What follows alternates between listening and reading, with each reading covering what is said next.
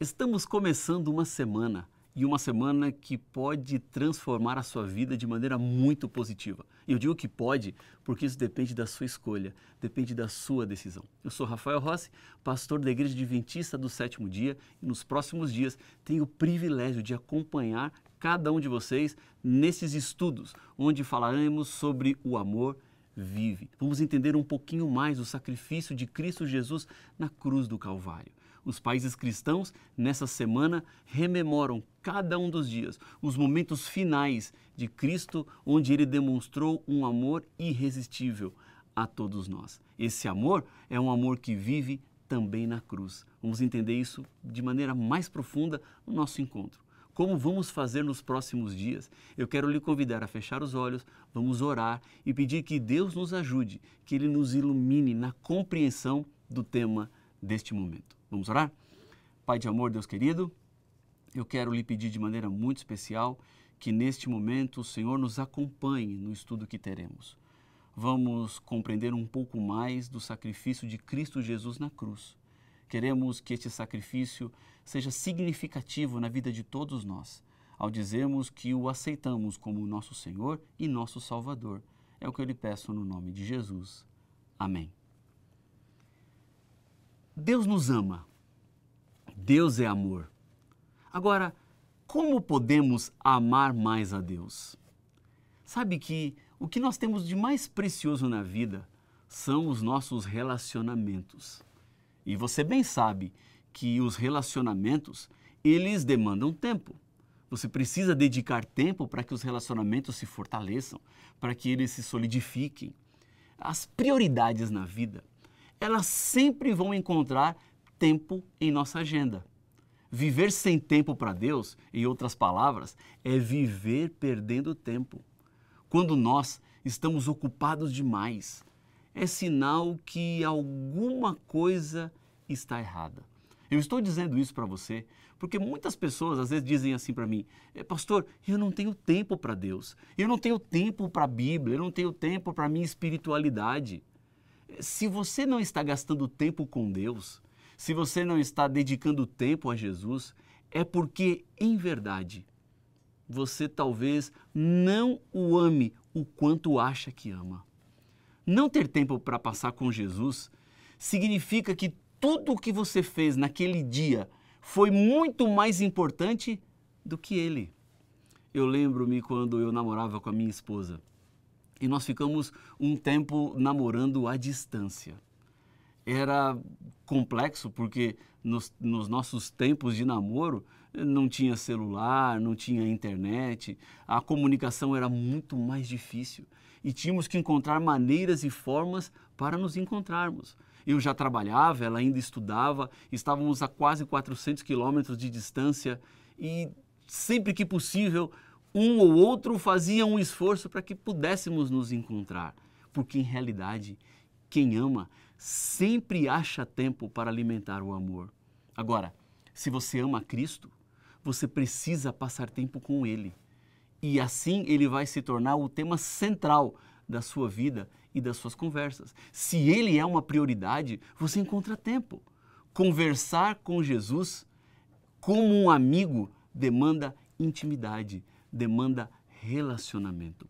Há um verso na Bíblia que diz assim: nós amamos a Deus porque Ele nos amou primeiro. O grande dilema de cada um de nós é descobrir como podemos amar mais a Cristo. Na cruz, o Calvário, Ele tem a capacidade de nos levar a amar mais a Cristo. Mas para que você ame mais a Cristo, por aquilo que Ele fez na cruz, é preciso entender exatamente o que foi que aconteceu. Há um versículo que eu acho muito bonito.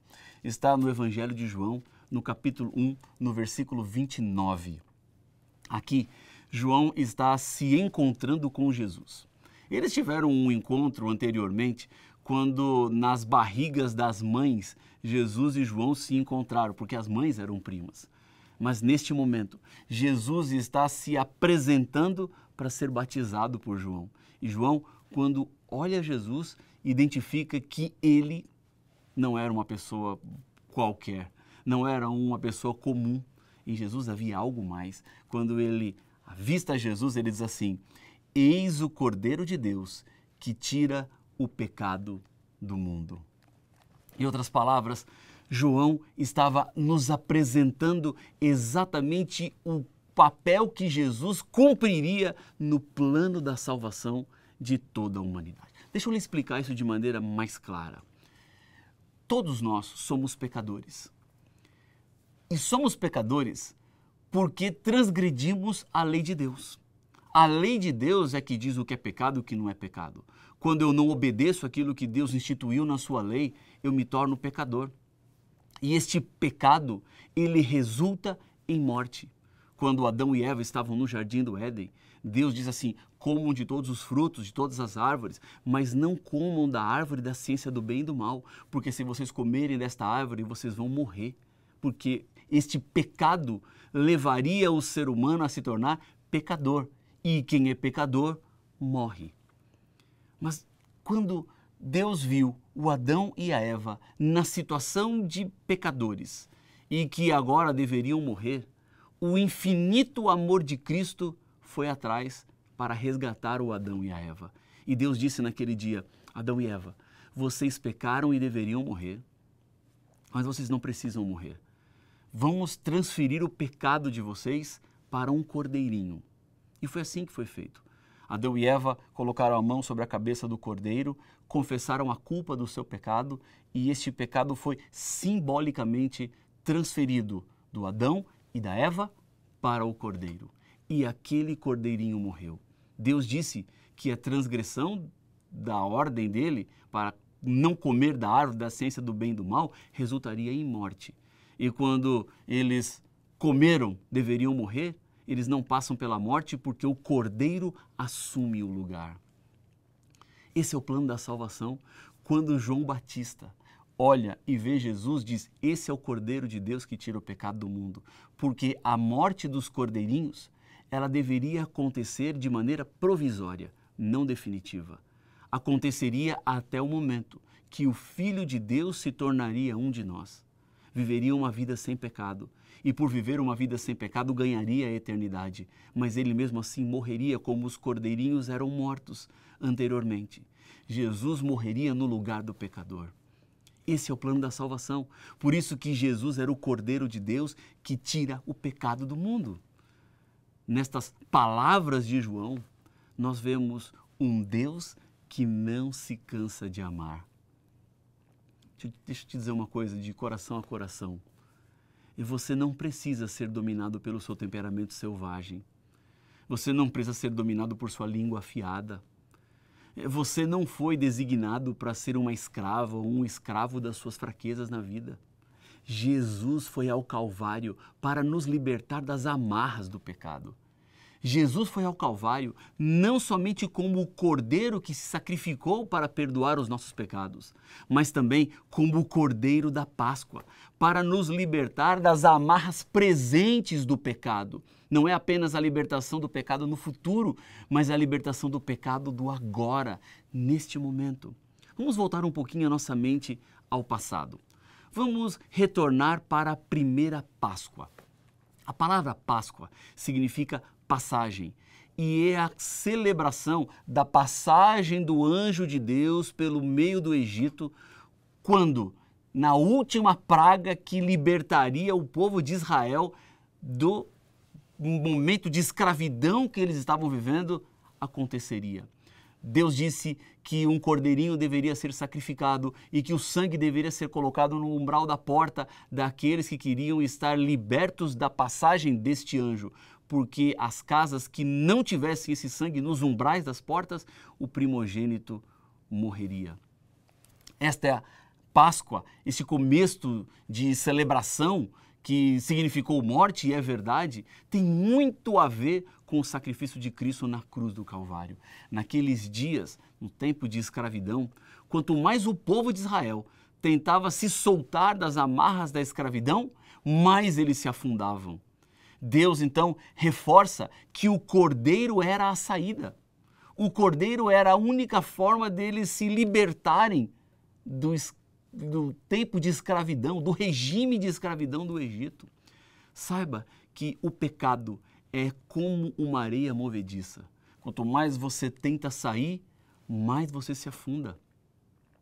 Nesse amor que sobrevive e que resiste a todo o sacrifício, o amor que ainda existe na cruz, está dizendo para mim e para você, pare de lutar contra as suas fraquezas e confie no Cordeiro de Deus, aquele que tira o pecado do mundo. Jesus, na cruz, obteve vitória sobre o pecado. E a Bíblia nos diz que Jesus foi ao Calvário como uma serpente. Quer ver? Olha o que está em João, capítulo 3, versos 14 e 15. Diz assim a Bíblia: E como Moisés levantou a serpente no deserto, assim também é necessário que o Filho do Homem seja levantado, para que todo o que nele crê tenha a vida eterna. O povo de Israel, em sua jornada para a Terra Prometida, havia partido do Monte Or pelo caminho do Mar Vermelho e ali havia se tornado um povo muito impaciente. E quando o povo se tornava impaciente, ele começava a murmurar, reclamar, criticar.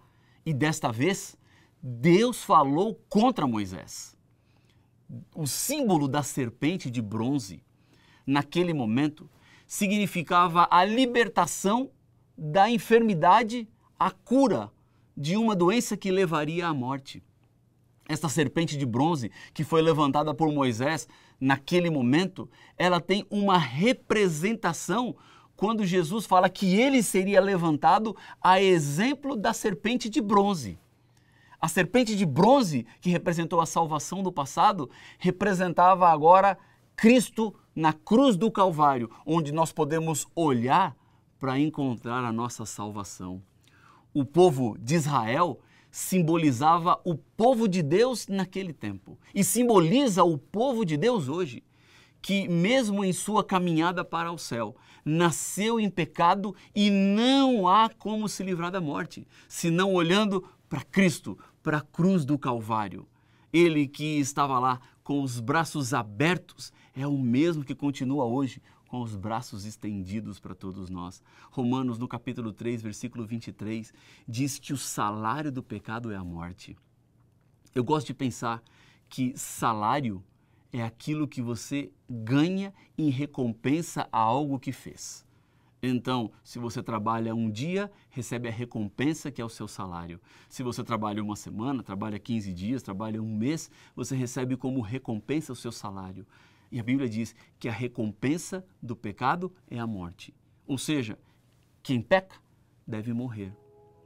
Mas o versículo 3, ou melhor, 23 de Romanos capítulo 3, diz que, embora o salário do pecado seja a morte, temos em Cristo Jesus o dom gratuito de Deus, que é a vida eterna. Temos que olhar para Jesus e para o sacrifício dele, porque quando olhamos para uma serpente que simboliza o pecado, somos curados do pecado, essa mesma imagem acontece na cruz. A haste, com a imagem de uma serpente venenosa, que foi levantada para curar os feridos pelo pecado, representa Jesus, que se fez pecado por nós, carregando todas as nossas culpas e nos dando o perdão. Tudo o que temos a fazer agora é olhar para Jesus. Basta olhar, basta crer, porque aquele que é amor e vida vai estender os braços para todo aquele que quiser viver. Eu sei que esse é o seu desejo. Eu sei que essa é a sua vontade. Se você quer responder afirmativamente a esse convite da graça e olhar para Cristo Jesus, eu quero te fazer 2 convites. Primeiro, entregar o seu coração para Ele agora. E o que eu devo fazer? Simplesmente dizer: eu te entrego, Jesus, a minha vida. E segundo, eu quero lhe convidar a continuar essa série de estudos que vamos ter. Vamos continuar nos aprofundando naquilo que Deus tem para nos dizer e assim entendemos um pouco mais do amor dele. Fecha os olhos e vamos orar.